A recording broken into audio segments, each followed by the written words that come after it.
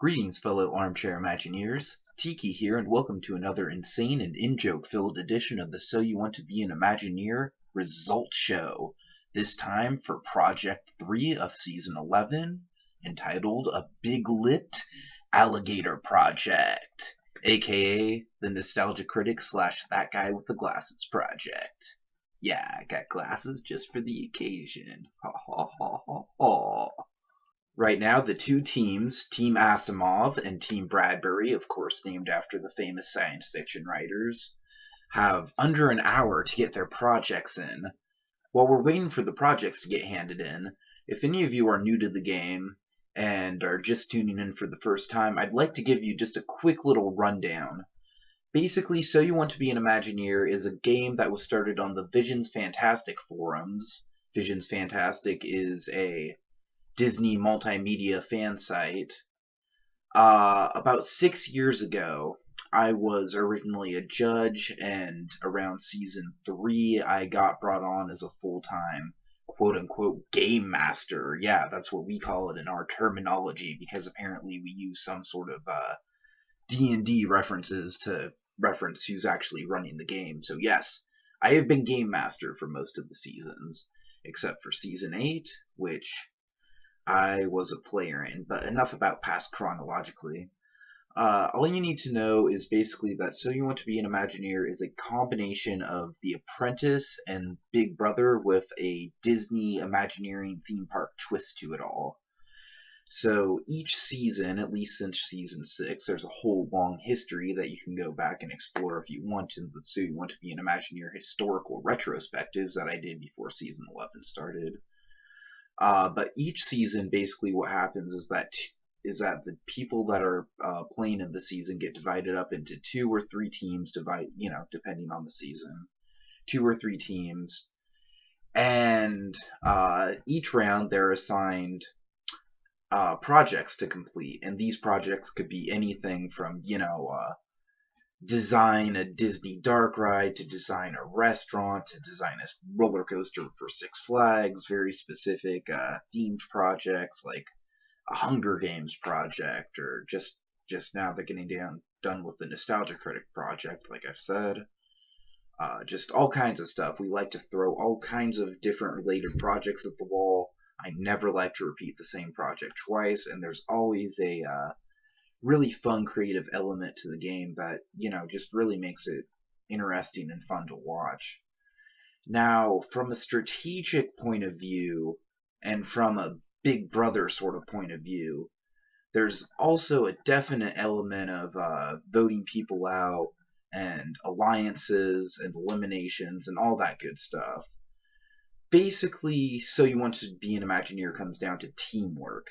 You really need to be able to be a member who, much like Survivor, kind of can just thrive in their tribe or team and just have an active role to play. And that's really what So You Want to Be an Imagineer is all about. One of the really interesting things I think the game's brought to the table in the past few years is, everyone brings something new, and everyone brings a certain skill level. Maybe you have experience in, in making websites and can put together a really good project from a presentation point of view. Maybe you're good with concept art. Art's really valuable. I mean, basically, to use a Survivor terminology, anyone who can do good concept art is basically like someone who can catch a bunch of fish on Survivor. It's like they're bound to make it at least to the merge. But enough with the terminologies. So, all you need to know with So You Want to Be an Imagineer, there's 2 real main gameplay components that I've kind of come up with. One is the power of MVP, or the POMVP for short, which is, yes, pretty much a blatant rip-off of Big Brother's power of veto. What are you gonna do? CBS, sue me. But, no, I'm just kidding, CBS. I love you. Heart, CBS. Heart. But anyways, the POMVP is awarded by the team leader, and each round, apprentice style, there's a project leader, I should say. And the project leader has to nominate both 2 people for elimination and subsequently a POMVP. and whoever wins the PO MVP is safe for the next round, cannot get voted out. And much like individual immunity on Survivor, they are free to pass it off to anyone of their choice. PO MVP is one of those things that in the beginning few rounds of the game doesn't really make much of a difference, because if you're strong enough to get the PO MVP in the first place, you're really not in a lot of danger to get voted out right away, because usually in the first few rounds of the game, the people that get voted out are just kind of the people that are just sort of not there and not really posting a lot. But when it comes to the PO MVP, it gets really valuable post-merge, and that's when it gets interesting, because post-merge there's still got to be a team leader, and they've still got to bring someone on for PO MVP. So that's where the PO MVP becomes really valuable. And it's especially interesting because your competition is awarding it to you, so if you're the team leader, you know, it gives you the power to control the nominations, but you also have to give immunity to someone. So it's a really interesting dynamic, I think, especially post-merge. I really like how it goes from basically something that's, you know, pretty much equivalent to a pat on the back, like a good job, to something that can hold a lot of power late in the game. The other slightly more controversial twist that I've introduced into the gameplay over the years that I proudly call my own is Walt's Vault. Well, actually, I wouldn't call it my own. It was actually made with a collaboration of people. It was actually introduced in the season that I played in, so I really can't give credit for myself for creating it. But Walt's Vault is basically, it's pretty much Big Brother's Pandora's Box, if Pandora's Box was done right and wasn't just either inconsequential or just an obvious advantage to production favorites. Yeah, Final Six, Big Brother 13. Shelly was screwed. Hashtag Shelly was screwed. But anyways, moving on from that disaster that I'm still bitter about. Walt's Vault. The thing about Walt's Vault that I like is that before the season starts, we decide which events take place on which projects. And this way, there's no sort of element like, well, you just obviously put that in there to help this person out. And it's like, no, you know, like we plan it out and we have it all prearranged. So, and I think Big Brother, you can't really say that. Big Brother just pulls whatever they want out of their hat. But again, I'm kind of slamming Big Brother and CBS. I don't really mean to. But with Walt's Vault, it's just interesting because essentially what happens is each round, whoever gets the key, and it starts with basically some sort of mini contest to determine who gets the first key. And from there, whoever gets the key to Walt's Vault, they have to decide whether or not to open it. 99% of the time, people open it. But, you know, they're warned that something bad could happen, and sometimes something bad does happen. But generally, the events that take place on Walt's Vault are, you know, it's stuff like swapping people to other teams, or past players coming in to give your team an advantage and work with you for one project. Things of that nature. But there's also bad elements to it, like you could find yourself instantly being nominated, stuff like that. And it's just a gameplay twist that I really find quite interesting. Well done, this video's already managed to be incredibly long-winded, and we've not even started yet. Well done, Tiki, just well done. You're the king of long, rambling conversations. So, yeah, if you can get all that, essentially it's Big Brother meets The Apprentice plus Disney Imagineering. Some Universal Studios projects thrown in there, some Six Flags projects thrown in there. Essentially it comes down to creativity, strategy, and social finesse to guide you through the games. Those are the three big elements. So with that in mind, let's get into Project 4, a Big Lipped Alligator Project. Wait, no, Project 3. I'm already stumbling over myself. So with all that being said, let's just dive right into Project 3, a Big Lipped Alligator Project. This was a pretty divisive project, I must say. I kind of knew from the get-go it would be. Uh, that guy with the glasses is just a subject matter that half the people in the cast just really love and were really all over, and half the people really have no idea what it's about.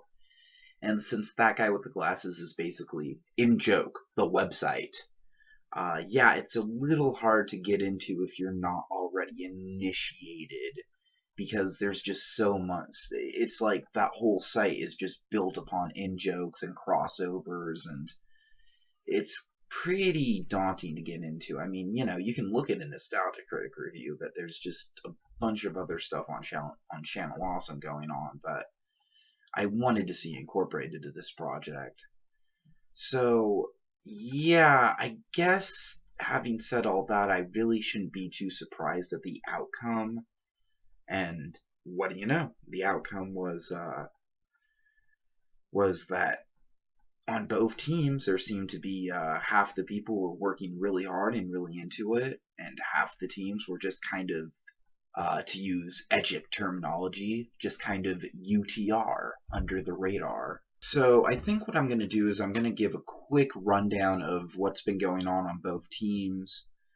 I'm not going to go over each individual player because if I did that, this thing would just be going on for like over an hour. So instead, I'm just going to kind of highlight things. So over on Team Bradbury, we have Basket Buddy 101, who's been really one of the main forces of the season. This guy is really one of the most legendary players we have ever had in the history of So You Want to Be an Imagineer because he's made the finals. What is it, Basket Buddy? I believe it's 4 times you made the finals? Yeah, 4 times. He's won once. And, overall, he's just a force to be reckoned with. But the problem is, and this is a challenge that Basket Buddy's still kind of having to face for himself this season, is that in a team environment, I kind of feel like Basket Buddy can be a little overbearing. And, while I appreciate the fact that a lot of his team was sort of absent for this project, I kind of feel like that was the case this round as well. I kind of feel like it was yet again another Basket Buddy product. But fortunately, we had Monkey to even it out. Monkey is kind of an enigmatic personality in the game because on some projects, quite frankly, man, it's true. On some projects, you can be kind of a dead weight. But on other projects, he just comes in and just kicks ass. And this is one of them. And anyone who knows Monkey or who's been following the game knows Monkey's specialty. Monkey's specialty is comedy. He made a duo of Mel Brooks projects back in season 8 for Young Frankenstein. Wow, why can't I say that? For Young Frankenstein and Spaceballs. Yeah, imagine Young Frankenspalls. This is great. This is great blooper material right here. Imagine Young Frankenstein and Spaceballs attractions. Comedy's just always been a specialty of Monkey's, and he's always been into That Guy with the Glasses, so this was just right up his alley. Then we had Scorpion X, and Scorpion X is kind of an interesting presence this season. He's been floating around the main forums for quite a while, but I believe this is the first time he's playing, and Scorpion X has been really under the radar. But each round he contributes just enough to pass by and just enough to not get nominated. And this round he did a menu for a restaurant, and that just barely passed him by. So it's interesting because Scorpion X, it's like he rarely shows up, and yet I get the feeling like he is really into it and he does want to participate. So I'm hoping that he'll be more active in the future. And then let's see. Besides those 3, the big person I want to point out this round on Team Bradbury is Disneyman 1. Disneyman 1 was on the fringes of being eliminated last round. He was eliminated. He had a vote cast against him. And yet, he bounces back this round and becomes one of the biggest forces. And this is actually one of the biggest comebacks I've ever seen. Quite frankly, I mean, Disney Man 1, I give you a lot of credit. In the last season you played, the first season you played, season 1, I mean, not season 1, season 10, I'm stumbling over myself. Keep in mind, it is midnight, people. I've been staying up until midnight to wait for these projects, so please excuse me in advance if I stumble over myself once or twice. It's bound to happen, believe me. Back in season 10, Disney Man was just, he didn't know the structure of the game. He didn't really know what he was doing, but he made for a really good underdog story. Now, after his performance in Project 3 of this season, I feel like he's really got something going here, and I feel like if he can continue this momentum he's got, then he could potentially get into the merge and maybe even make it deep into the merge. So Disney Man 1, I give you a lot of credit for your performance this round. You were definitely a highlight, and I hope to see it continue in the future. But sadly, on Team Bradbury, we had some people who just weren't really active, and that was basically half the team, quite frankly. So it was really kind of a letdown in that department. But we'll see how their project turns out. Again, we're waiting on it. It's a monkey comedy-based project, and those are always really something to look forward to. So yeah, moving on to Team Asimov. These guys, they started out strong with their brainstorming, and then they just kind of went dead. And for a while, I was just kind of like, well, what's happening? They're not posting at all. Turns out they're a more coherent unit than I really realized. Because over the past few days, I found out that they've just been coordinating everything through private message. Nothing's on the brainstorming main thread.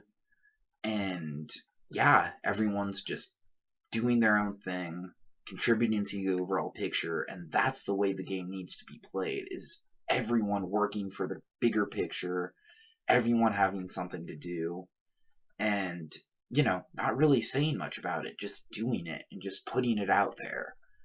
So I really, really can't wait to see Team Asimov's project, especially because they've kept it under such close secrecy. Really looking forward to it. As for the individual players, I must say Man-Eating Wreath, he's another person. He hasn't won. He hasn't even made it into the finals yet, but he's played, what is it, Mew? I believe this is your 4th time, and every time he's played, he's just been a force to be reckoned with. He just has a ton of detail. He's just really incredibly active, and he is what we like to call a power player. Now, a power player, it's not necessarily so you want to be an Imagineer terminology, but we use this phrase quite often. It's basically in the context of so you want to be an Imagineer. It's basically someone who is just invaluable to the team. Like, if this person were to be eliminated, the team as a whole would just crumble. It'd just be like that's it, just game over. Just basically anchors to the team. Mew is a definite power player. Basket Buddy is a definite power player. After the first 3 rounds, I gotta say, Mew, you're doing a much better job of it. Not to discredit Basket Buddy's game. Basket Buddy has been playing really aggressively. Early on, he got a power with Walt's Vault that really tilted the tribes to his advantage when he was able to swap a couple people over. And the problem with Basket Buddy, though, is that, again, he's really kind of having trouble trying to just draw that thin line with being an asset to your team and just being a little too overbearing about it. Again, he's not once been nominated for elimination, so he's doing a good job of it so far. I just think Mew, in terms of just being an obvious power player who's gonna be a pretty big threat down the line, but for now is really, really invaluable. Mew is playing his cards just a little bit better. Alright, the projects are in and the scores have been calculated, so without further ado, let's get to it. Again, if you're new to this, let me run down the grading scale really quick. It's just a simple blank out of 10 for each category, and the 5 categories to make a grand total of blank out of 50 are: number 1, creativity. How creative, unique, and original is your project? Number 2, detail. Pretty self-explanatory. How in-depth does your project go into the individual things, and, like, are you just basically presenting an outline, or are you giving us everything in the kitchen sink in regards to what your project has to offer? And then we have presentation. This is one of my personal favorites because it means a lot of things. Presentation really means a lot in this game because really at the end of the day, I want to see a professional looking project. I'm not pretending to be a simulation of Imagineering. Far from it. It's totally, obviously this is not what real life Imagineers have to go through. Having said that, I like to keep things apprentice style, and I like to reward effort when it comes to, like I said, professionalism. So, presentation can be anything from how good you format your text to concept art and things of that nature, and how well it all flows together and how pretty it looks. And yes, people, I factor in prettiness. I factor it in quite a lot.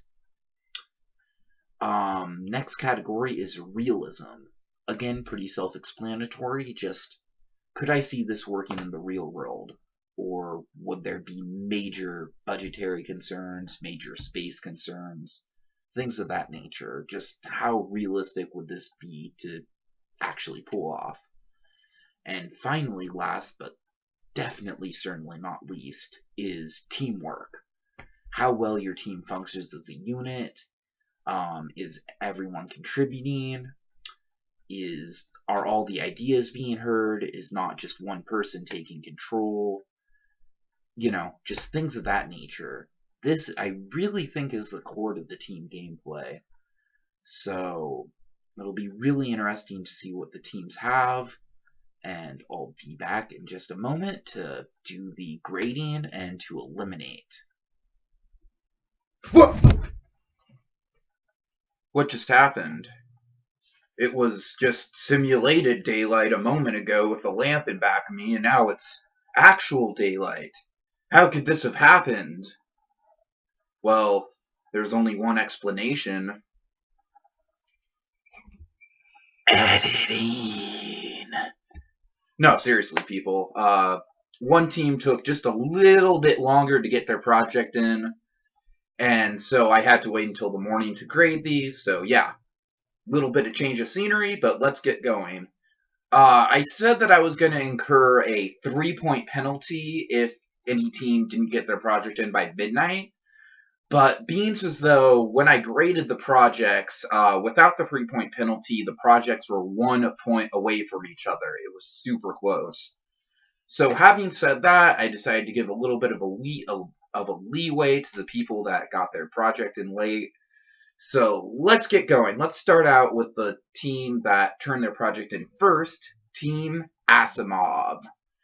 I really, really like the theme of this project. I really totally dug the roadside, cheap tourist track concept you were going with. I loved the giant glasses. That was one of my favorite visual elements, probably of the whole season so far out of any project. The giant glasses with I think it says something like the world's largest pair of glasses, and then crossed out it says that guy with just great point, great touch. Overall, I feel like this project definitely had a flow to it. You really felt like everyone occupied their space. Loved the Brad Tries restaurant and gas station thing. Love it. It's just totally in the universe of That Guy with the Glasses. The fact that the Nostalgia Critic would leave the cinema snob to take control of basically a gas station. Love it. And I love the fact that Brad Jones is a quote-unquote acquaintance of the cinema snob. Just all around, just a really good job. I love the fact that you guys worked Brad Tries into there, because frankly, Brad Tries is one of my favorite series in all of That Guy with the Glasses. I don't know why I have such amusement in seeing a man just, try 30-year-old beverages, but it's really amusing, so love me some Brad Jones, so love that he was incorporated so heavily. Now, onto the e-ticket itself. I really like the seahorse stuff. Of course, it's based on the Nostalgia Critic review of The Room, where there was a Back to the Future style plotline with a future that was invaded by seahorses. Seahorses ruled everything. Kind of reminds me of that South Park episode where, oh shoot, I forget exactly who, it was like Gerbils or something. It was a South Park episode where Cartman, like, he froze himself because he couldn't wait for the Wii, and then he wakes up in the future, and there's all this atheism debate. If you watch South Park, you know what I mean. It reminded me of that a lot. But I digress, that's something that the Nostalgia Critic came up with, not you guys. But what you guys did come up with was a really, really good flowing land. So, without further ado, I will get to the blank out of 50 grading scale, and let's go for it. I even have cue cards queued up. Oh my god. Look at that, such professionalism. Oh! Alright, so with that in mind, let's get to the first category. Creativity. So, for creativity, again, I really like the roadside feel to this thing. Everything came together. The seahorse concept was really good for the ride. The only issue I have with creativity was the fact that during the ride itself, there wasn't really a lot of variety to the scenes. Yeah, it was a bunch of different movie parodies, but I don't know. I'll talk more about this when I get to Team Bradbury's project, but I feel like they incorporated... Their project was basically the same thing. You guys both had a Batman and Robin scene. I just feel like Team Bradbury incorporated their scenes together a little bit more flowingly where it made sense. So having said that, I just thought your e-ticket was just a tiny bit repetitive, but having said that, I give you guys a score in creativity, a 9 out of 10. Alright. Let's get to the second category. Detail. Yeah, presentation. Professionalism. Detail. Really good, really strong job. My only issue, and this is really going to be an issue when it comes to the realism score, my only issue is that I feel like you guys could have explained a little more what was going on in the e-ticket and how everything was happening. And, I don't know. But overall, it's a really solid job, so I give you guys a detail score of 8 out of 10. Woohoo! Next up, yeah, this is where you guys kind of really took a hit. Realism. Now, not Basket Buddy, I'm sorry. Man-Eating Wreath. Last season, we had a project that was based off the work of Hayao Miyazaki.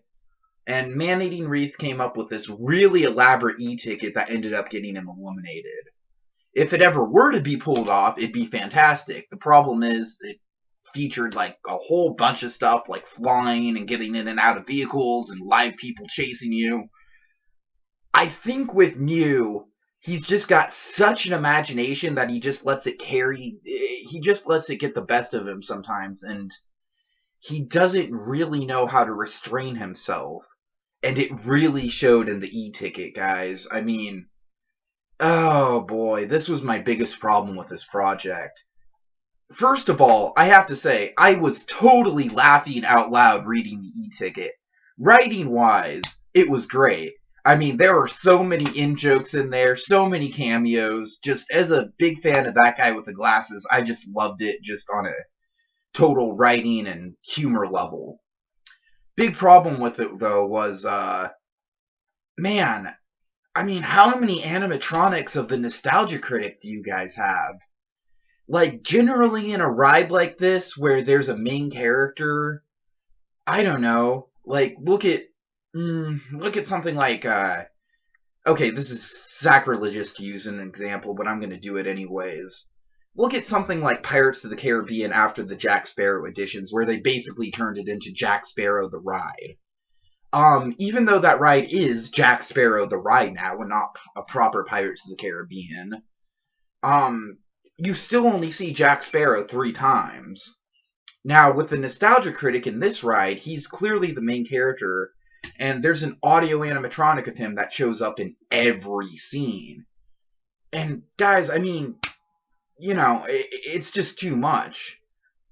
And on top of that, there were quite a few moments during the e-ticket where you had the Nostalgia Critic runs at this person or something like that. Basically, you kind of forgot that we're dealing with animatronics here.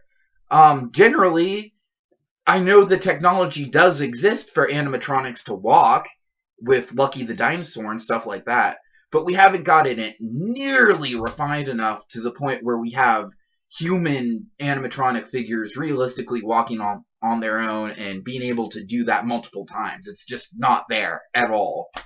And there were just quite a few moments throughout the e-ticket like that. Again, really love the e-ticket on a level of humor and writing, but just from a sheer realism standpoint, I'm gonna have to give you guys a 6 out of 10. So next up is presentation. Thrill. Now, I mentioned earlier in the video that one of the things I really like about So You Want to Be an Imagineer is the fact that everyone brings a different skill set to the table. And with the contestant known as Thrill, his skill set has always been presentation. He's really good at HTML or whatever the hell version of HTML is out now. I don't know. I don't do that kind of stuff. I'm pretty computer illiterate that way. He's big with HTML. He knows how to design a website. So what he does, his specialty is putting together blogs where everything just flows together. And yeah, you know, it was good. It was adequate. It was certainly a website where you can click on stuff and, you know, navigate very easily.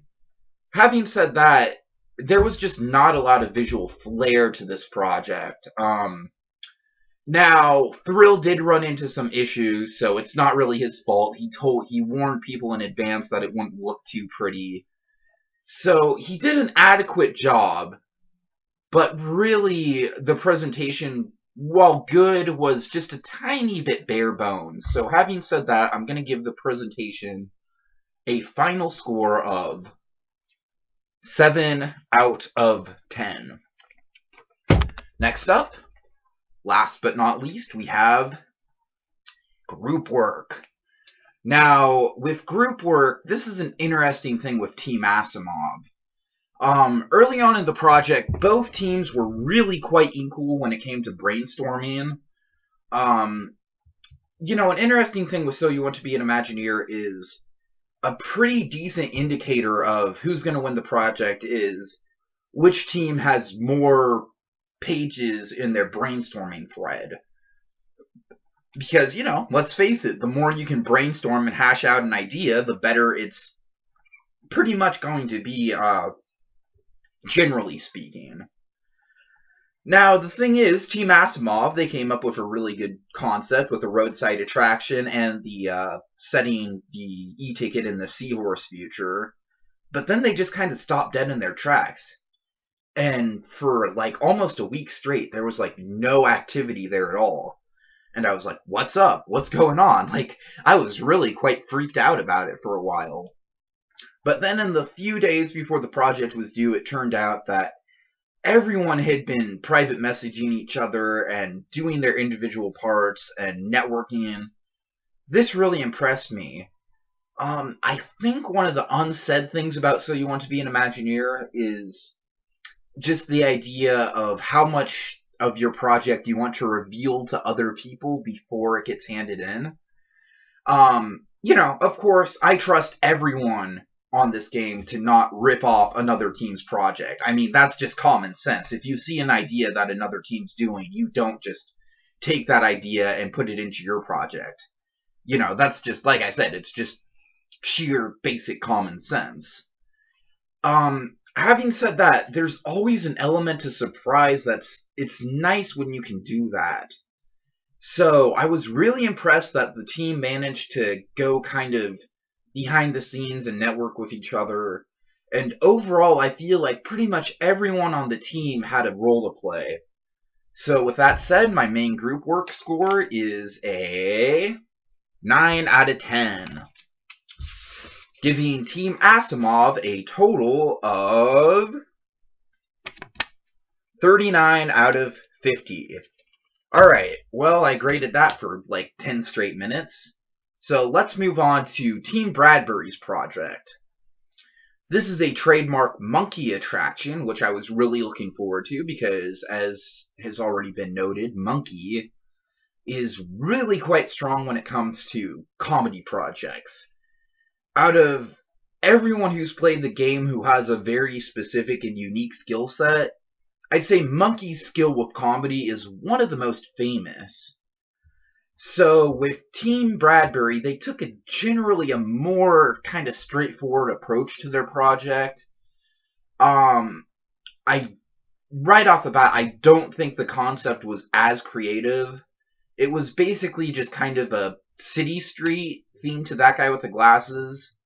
There wasn't any sort of big wow factor to it like there was with Team Asimov, and with me the wow factor was the roadside theme. That really kind of elevated that project. But there were some really strong elements to Team Bradbury. Specifically, of course, Basket Buddy always has great concept art. I feel like the overall, I don't know, it's tricky because Team Asimov and the roadside stuff, it flowed together really well, but this, I kind of feel like it felt more grounded. It definitely felt more grounded. It felt like something that really could exist. Team Asimov, loved the idea. It'd be a little harder to pull off. So with that in mind, let's get to it. But first, I forgot to mention one thing about Team Asimov, so let me mention that really, really quick. Love the Nostalgia Critic log ride. Love it. That's probably one of my favorite things in the entire two projects combined. Love, love, love it. Love the cheapo effects, the outdated aerial animatronic, the cardboard box Les Miserables, forced perspective Big Lipped Alligator moment. Love the whole thing. My only complaint about it at all is that you guys missed a golden opportunity to call the logs V-logs. I thought if you would have done that, that would have been hysterical. But other than that, the Nostalgia Critic, the Nostalgia Chick log ride was great. Just great. But back to Team Bradbury's project. One of my favorite parts of it was how visually, of course with Basket Buddy, you've always got really good concept art. But the whole area just flowed together really well. I really loved, there's a description during the Santa Christ's House of Pancakes, which I didn't think I'd really care for, but I ended up liking a lot. There's a description that you guys threw in about, like, you're sitting outside and you've got the Santa Christ billboard here, and you've got this here, and you've got this here. Just a full 360 degrees of what you're experiencing. I felt like that was a tiny bit lacking in Team Asimov's project. And I feel like with Team Bradbury, you guys really did a better job of giving us a sense of that you're there. So props to that. With the Bum Review ride, I really, really love the exterior. I was cracking up at that concept art with that shows the bum's shelter outside. The only thing is, with the ride itself, I honestly had a hard time following it. I really, really did. Monkey, you're great with dialogue. Totally great with dialogue. Only problem is, with a ride that's supposed to be an homage to Mr. Toad's Wild Ride, there was way too much dialogue here. I mean, Mr. Toad's Wild Ride is a dark ride that's famous for being a dark ride not built upon story or characters or dialogue, but just built upon one singular event, and that event is, driving crazily through London. That wasn't really represented here. I feel like, again, there was just too much bum dialogue, and I just had basically, I felt like I was watching a bum video and not reading a ride. That's my general overall feeling about it. Now, with the e-ticket itself, definitely thought the e-ticket was a little bit stronger than Team Asimov's, though both teams did really good. With Team Asimov, again, one thing I have to mention, love me some Insano, but literally when every line of Insano is science! I mean, I know Insano's a one-note character, but there's more you can do with him than just, basically having him be a catchphrase machine. So I feel like Team Bradbury used Insano a little bit better. I like the hell concept. I like the fact that you guys are incorporating new characters from the new Nostalgia Critic episodes. It felt very current and very up to date. Yeah, overall, not really a lot to complain about. I felt that towards the climax of the attraction, it got a little bit dialogue heavy, but, overall it was pretty solid. So, really, when it comes down to it, both teams kind of had big strengths, some weaknesses. So, with that being said, let's get to grading Team Bradbury's project. Creativity. Now, again, like I said, there was a real flow and a real sense of realism to Team Bradbury's project. Only problem is, I don't necessarily think it was all that unique.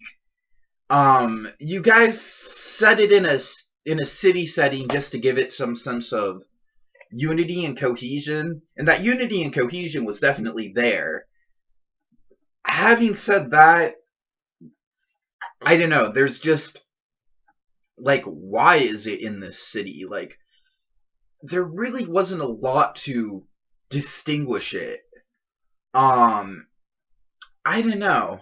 I can't really put my finger on it. I just think maybe I'm just being a little too unfair because I just really, really love the idea of Team Asimov's roadside attraction.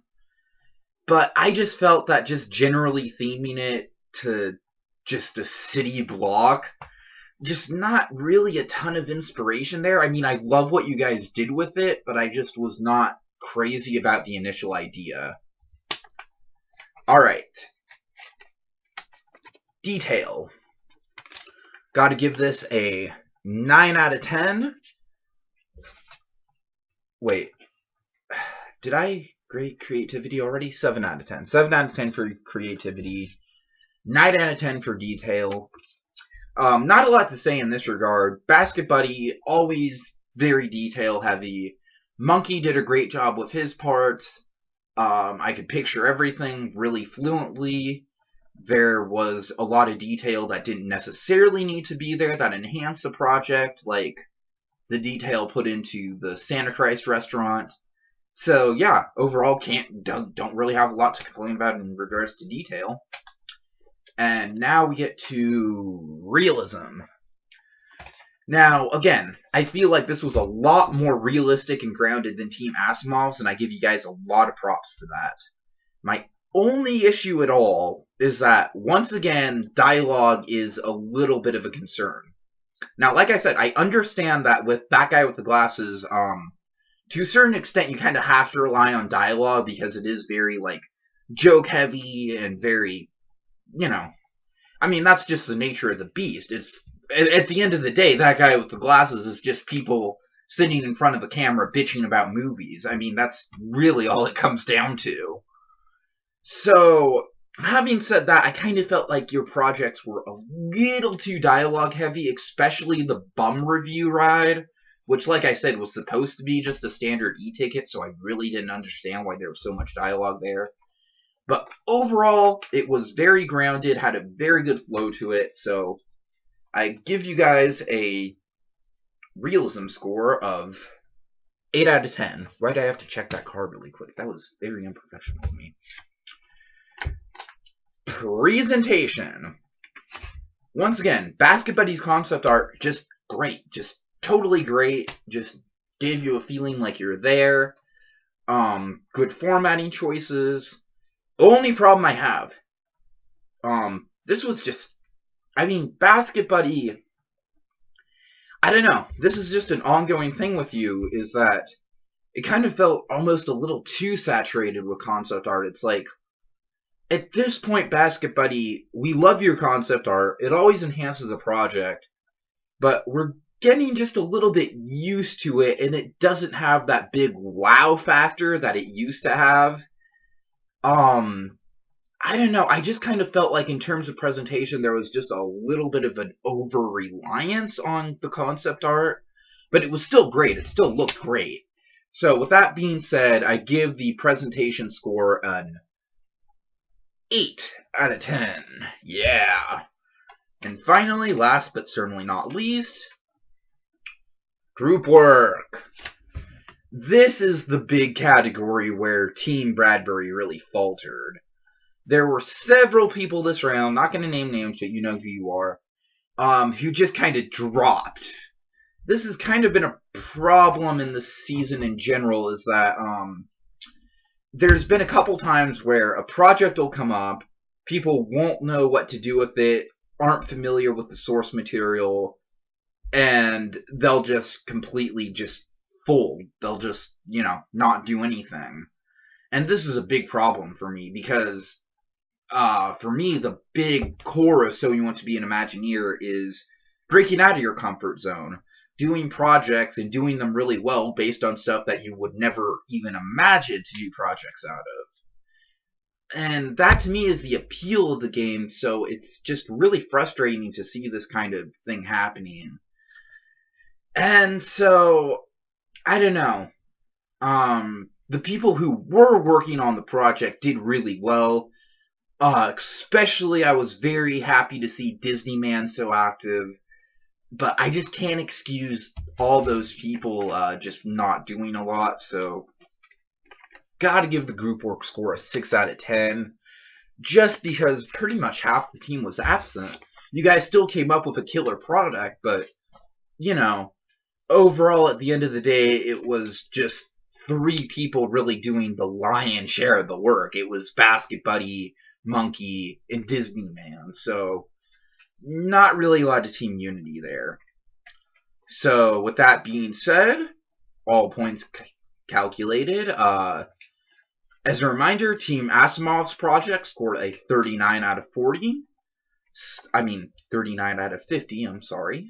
So, that being said, the grand total for Team Bradbury is 38 out of 50. What do you know? 1 point away. 1 point away. That's how close we were.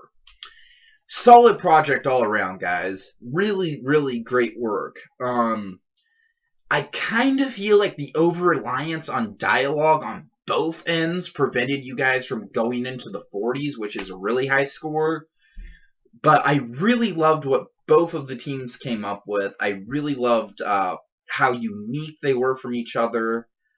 And great work all around. But, alas, Team Asimov wins the project. So, congratulations there. PO MVP goes to Man-Eating Wreath. No real surprise. Congratulations, Mew. I give you a hand clap. So, it's time for the part of the project that I always don't want to do, and that is the eliminations. Like I said, with Team Bradbury, it was really pretty disappointing that only about half the team was doing much of anything. So the two people nominated for elimination this time around are Roxas Rules and Star Wars Geek. Star Wars Geek started the season off pretty good, but he's kind of fallen off the radar in the last few projects. Roxas Rules. He came into the game in Project 2 to fill in a space. And I keep wanting for him to burst out of his shell. He's a new player. He's still trying to learn the ropes, but I got a feeling if he just makes it a little bit longer, I want to see him come out of his shell. I want to see him reach that one project that he just excels at. So having said that, Roxas Rules, you are safe by a vote of 3-0. I'm sorry, Star Wars Geek, but you have been eliminated from So You Want to Be an Imagineer Season 11, where No Mind has gone before, in 13th place. So sorry. So yeah, that's it. Now, one other piece of business to get to. Well, actually, a couple other pieces of business to get to, but I'll start with this. Right before the projects got handed in, you guys were private messaged a voting ballot to vote for two people from either team to receive the golden power of MVP. This is basically the So You Want to Be an Imagineer equivalent of the hidden immunity idol in Survivor, or the golden or diamond power of veto in Big Brother, or the coup d'etat.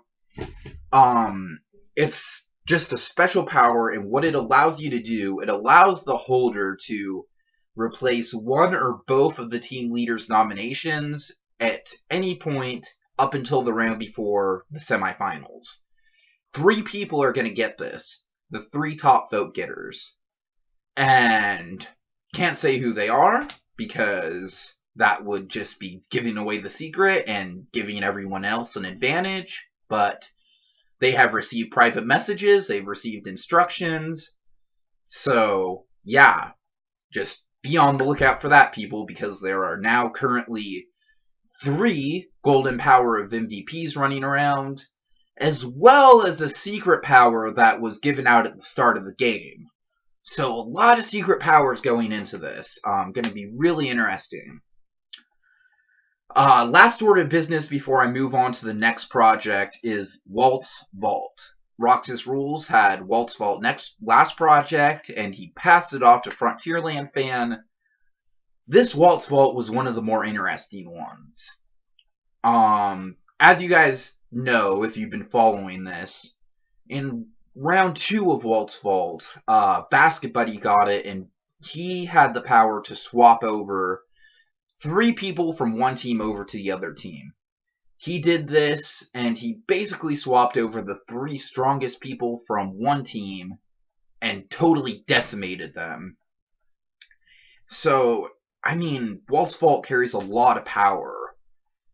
So having said that, what Frontierland Fan was instructed to do was come up with 3 new teams. That's right, people, we're going to break into 3 new teams this time. Oh my god.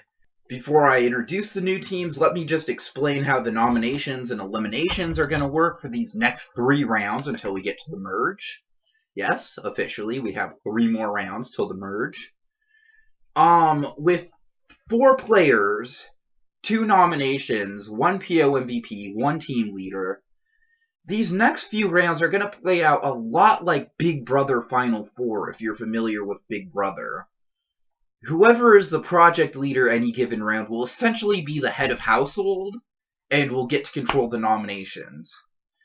Of course, they can only nominate 2 people and award PO MVP to 1. So with the 2 people they nominate, the 1 person they don't nominate automatically gets PO MVP. In this situation, PO MVP works a lot like Final 4 Power of Veto in Big Brother.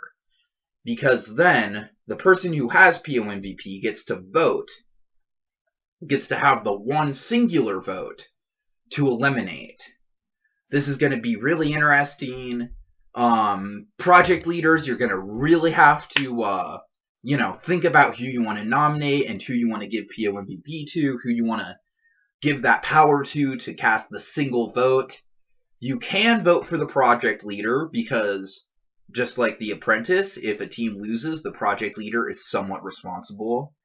So, on a strategic point of view, I'm really looking forward to these next few rounds.